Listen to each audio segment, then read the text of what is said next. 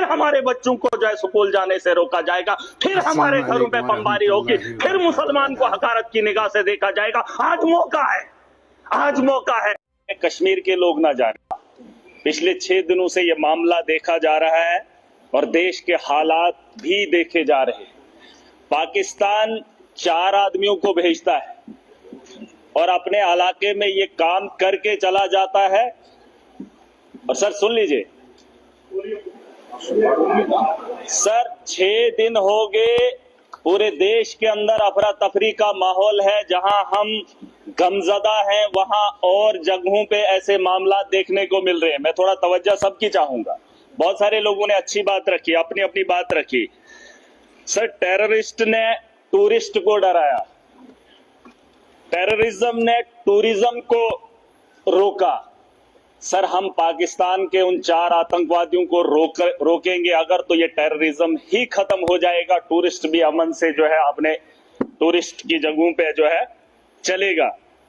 Sir, Pakistan की बात मैं करना चाहूंगा। कुछ लोग कहते हैं अपने देश के अंदर भी कि ये मुसलमान आतंकवादी है। पाकिस्तान से आया मुसलमान जम्मू कश्मीर के अंदर या देश के किसी भी कोने में आए तो उसका दाग हमारे माथे पे चिपका देते हैं सर।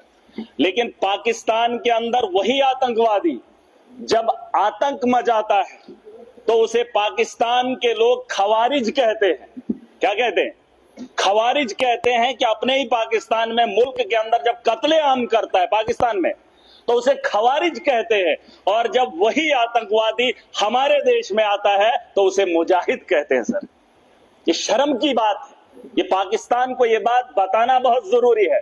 या तो जिन लोगों को आप यहां पे भेज रहे हो वो भी मासूमों का कत्ल कर रहे हैं, और जब आपके मुल्क में वो लोग कत्ल करते हैं तो आप उन्हें खवारिज ना कहिए, आप उन्हें भी वही बात बताइए। बहरहाल सर, गोली का जवाब गोली से नहीं होना चाहिए, क्योंकि सर वो 4 आदमियों को भेजते हैं, हम बोल ही रहे हैं, मजम्मत कर ही रहे हैं, और उससे क्या हो रहा है कि हमारे मुल्क के अंदर अफरा तफरी का माहौल है।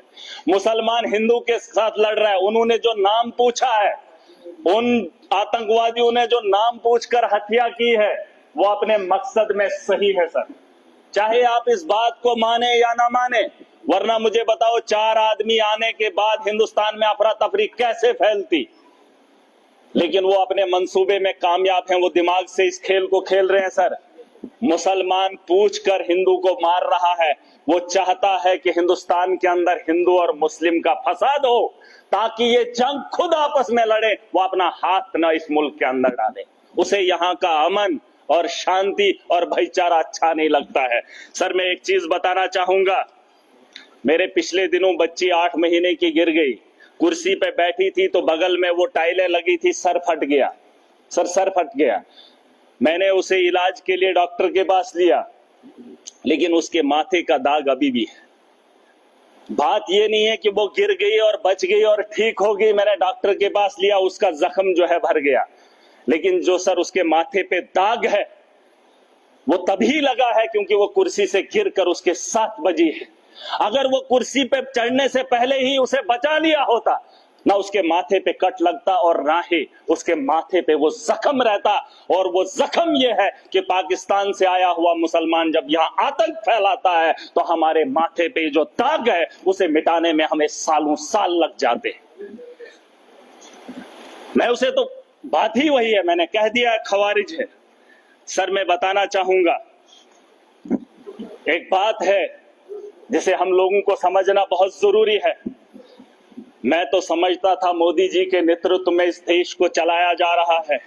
आतंक के दिलों के अंदर इतना खौफ होगा, पाकिस्तान के अंदर इतना खौफ होगा कि पाकिस्तान हमला करने की मजम्मत भी नहीं करेगा, ये मेरा दिल मानता था, क्योंकि तकारीरें वैसी होती थी, जलसे वैसे होते थे।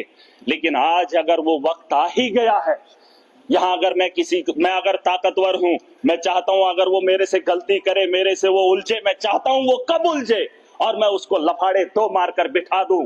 सर ये मेरा मानना है, अगर मैं ताकत में हूं, मैं चाहता हूं अगला मेरे पे वार करे और मैं उसे ताकत से जवाब दूं। आज नहीं सर, सुन, पूरी बात सुन लीजिए। अभी तक घंटी किसी की नहीं बजी, किसी की नहीं बजी। अगर मेरे लिए बजा रहे हो मुझे बताओ, मैं कुछ गलत बोल रहा हूं, मैं सही बोल रहा हूं। मैं कह रहा हूं सर, आज आप यहाँ इजलास बुलाएंगे, बुला लो, मैं भी चला जाऊंगा। मैं आज इसलिए आया हूं, मैं इस जम्मू कश्मीर का नागरिक भी हूं और जिम्मेदार भी हूं, और मेरे नौजवान बच्चे, उमर साहब ने एक टीम बनाई, अलग अलग स्टेट्स के अंदर गए, लेकिन मजबूरी क्या हुई कि मुसलमान को देखकर पीटा जा रहा है।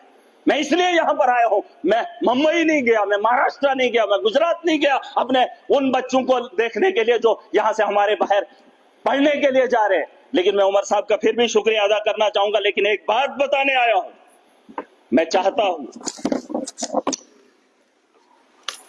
सर, मैं चाहता हूं, जो बात मैं बोल रहा हूं कि उकसाया जा रहा है। पाकिस्तान बड़े आदमी को, ताकतवर को कभी कमजोर नहीं उकसाता है। अगर उकसाने की गलती पाकिस्तान ने की, मैं खुल के बोलूंगा सर, अगर की, और ये पहली बार नहीं हुआ। जम्मू कश्मीर को मोहरा मत बनाइए। मिलकर आज पूरा जम्मू कश्मीर नहीं, पूरा देश इकट्ठा है। जवाब देने का वक्त आ गया है।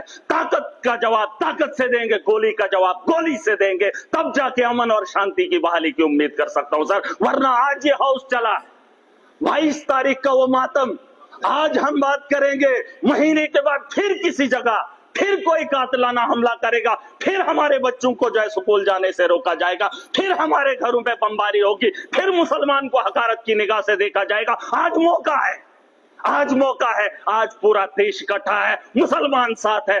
यहाँ उधमपुर में, पहलगाम के बाद उधमपुर में आतंकवादी हमला हुआ, एक मुसलमान ने गोली खाई। मैं चाहता हूं कि आप यहां पर यह दाग न लगाए, पाकिस्तान को मौका मत दे, मत दे। ये मेरा घर है, मुझे पाकिस्तान के वास्ता नहीं है। अगर देश का हिंदू ये कह रहा है कि मुसलमान आतंकवादी है, तो फिर पूछना चाहता हूं, भारत को छोड़कर अमेरिका लोग क्यों जा रहे हैं, कनाडा क्यों जा रहे हैं? और आपको लगता है महराज पाकिस्तान जाना चाहता है? नहीं, मैं भी दुनिया के उन बेहतरीन ममालिक में जाना चाहता हूं जहां बेहतर जिंदगी मुझे मिले। ये भिखारियों का देश, जहां खुद भूखे नंगे लोग हूं, उस पाकिस्तान में मैं जाना चाहूंगा। ये दाग खत्म कर दीजिए, ये सोच खत्म कर दीजिए। मैं एक लोकतंत्र मुल्क में रह रहा हूं, जमहूरियत का मुल्क है, यहां आजादी है, मेरे जैसे इंसान को बोलने का अधिकार है। अरे पाकिस्तान में हालात देखकर इंसान को घिन आती है, लेकिन ये दाग मैं नहीं ले सकता। मैं अपने दोस्त को देश के कोने में पिटते हुए नहीं देख सकता, हिंदू और मुसलमान के साथ लड़ते हुए नहीं देख सकता। पाकिस्तान 4 आदमियों को भेजकर देश का माहौल गंदा कर रहा है और हम उसका हिस्सा बन रहे हैं। सबसे बड़ी बेवकूफी इसी की बात की है। और मैं चाहता हूं सर, मैं चाहता हूं आखिरी बार, सियासत नहीं है, बस दुख है। अगर ये मामला होता ही नहीं तो हम अपनी अपनी कॉन्स्टिट्यूंसियों में काम कर रहे होते। तारगामी साहब ने बहुत अच्छी बात रखी सर, इस हाउस के अंदर जिन लोगों ने हाउस बुलाया है वो किसको फरियाद लगाए, किसको? सर अगर हमारी सलाह लेनी है तो हमें बुला लीजिए, हम आपको बताएंगे, लेकिन आपको विश्वास करना पड़ेगा। अगर आप विश्वास नहीं करेंगे तो इस हाउस को चलाने से, चीखने से क्या बात बनेगी? वैसे तो डिबेट में पाकिस्तान के लोगों को भी बुलाकर बात कर ही लेते, लेकिन जो पानी का मामला है सर, पानी का मामला रोकना ठीक है सर, लेकिन हम उसको उतना नहीं रोक पाएंगे। 4 दिन 1 महीना रोक सकते हैं, लेकिन अगर रुकेगा पानी तो हमारे लोगों को नुकसान होगा, और जब उसे छोड़ेंगे तो सैकड़ों किलोमीटर हमारे देश के लोग उससे नुकसान होंगे पहले, फिर बाद पाकिस्तान को नुकसान होगा। उसके लिए कोई तैयारी करनी पड़ेगी। यह 20 साल का लिए मामला है सर। गोली का जवाब गोली से नहीं, गोली से देना पड़ेगा। अगर पाकिस्तान को रोकना, हम उनसे ज्यादा ताकत रखते हैं। आप, मैं नहीं कह रहा हूं जंग करें, मैं नहीं चाहता हूं कि पाकिस्तान और हिंदुस्तान जंग करे। मैं चाहता हूं कि हमला करें, हम उन पे अटैक करें, जंग नहीं, अटैक करें। अगर हम अटैक नहीं करेंगे, वो रोज 6 महीने, 1 महीने, 5 महीने, 10 महीने के बाद, सर परेशानी ये है कि मैं ऐसे मुल्क में रह रहा हूं जहां मैं परेशान हो रहा हूं। कोई भी परेशानी नहीं चाहता हो, मैं माजरत खा हूं। सर एक बात, मेरे यहां अगर कोई मर जाए गांव के अंदर तो मुझे वहां जाना है तो ताजियत में मैंने अपने घर नहीं जाना है, मैंने उस घर में जाना है जहां पे मातम हुआ हो। पूछना चाहता हूं सर, अगर बैरून ममालिक का ये दौरा रद्द होता है तो फिर बिहार जाना जरूरी नहीं था, पहलगाम आना जरूरी था और लोगों से दर्द बांटना जरूरी था। सर ये मेरा एक दर्द है, दुख है जो मैं बयान कर रहा हूँ। Thank you.